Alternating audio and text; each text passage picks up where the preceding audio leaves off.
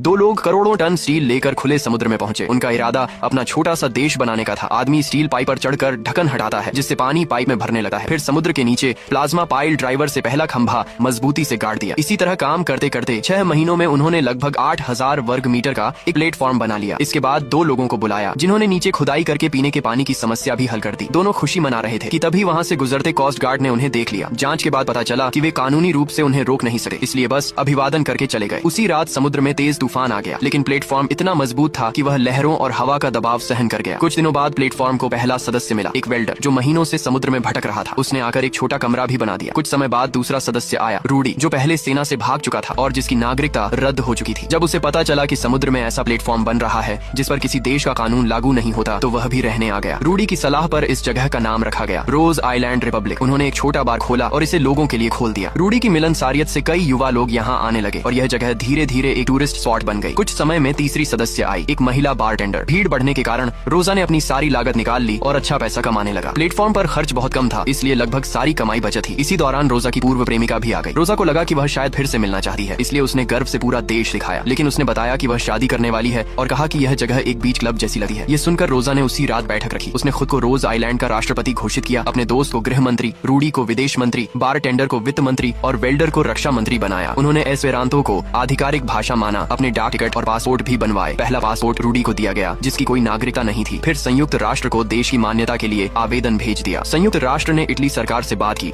लेकिन इटली ने इसे मजाक बताया। इटली के गृह मंत्री ने टीवी पर इसे अवैध बार कहा, लेकिन इससे रोज आइलैंड को मुफ्त में प्रचार मिला और दुनिया भर के अखबारों ने इसके बारे में लिखा। बहुत से युवा लोग यहाँ की स्वतंत्रता की सोच से प्रभावित होकर अपनी नागरिकता छोड़कर इसमें शामिल होना चाहते थे। यह इटली के लिए शर्म की बात बन गई। गुस्से में प्रधानमंत्री ने गृह मंत्री को इसे रोकने का आदेश दिया। सीधे तौर पर न कर पाने पर उन्होंने गुप्त तरीके अपनाए। उन्होंने जॉर्ज के दोस्तों को पैसे और समुद्र किनारे एक बार देने का लालच दिया। एक दोस्त चुपचाप चला गया। घर पहुंचकर जॉर्ज को पता चला कि उसके पिता की नौकरी भी छीन ली गई है, लेकिन उसके पिता ने हार नहीं मानी। संयुक्त राष्ट्र से जवाब नहीं मिला तो जॉर्ज यूरोपीय परिषद पहुंचा। यह परिषद आमतौर पर व्यक्तिगत लोगों से नहीं मिलती, लेकिन जॉर्ज 7 दिन इंतजार करता रहा। आखिरकार वे उसकी बात सुनने को तैयार हुए और रोज आइलैंड पर चर्चा की। इससे इटली और नाराज हो गया। जॉर्ज तुरंत लौटने लगा। इसी समय उसकी पूर्व प्रेमिका ने अपनी शादी छोड़कर उसके साथ इस आइलैंड को बचाने का फैसला किया। अगली सुबह इटली का युद्धपोत पहुंचा। जॉर्ज के दोस्त भी आ गए और पानी की प्रतियोगिता का बहाना बनाकर प्लेटफॉर्म पर चढ़ गए। वे हाथ पकड़कर लाइन में खड़े हो गए। उनके पास कोई हथियार नहीं था, लेकिन वे पीछे नहीं हटे। पहली तोप से उनकी नाव टूट गई, फिर भी वे खड़े रहे। अंत में सैनिकों ने उन्हें पकड़कर जहाज पर ले जाया। कुछ देर बाद तेज धमाकों के साथ रोज आइलैंड रिपब्लिक को नष्ट कर दिया गया। इसी के साथ उसका स्वतंत्र देश बनने का सपना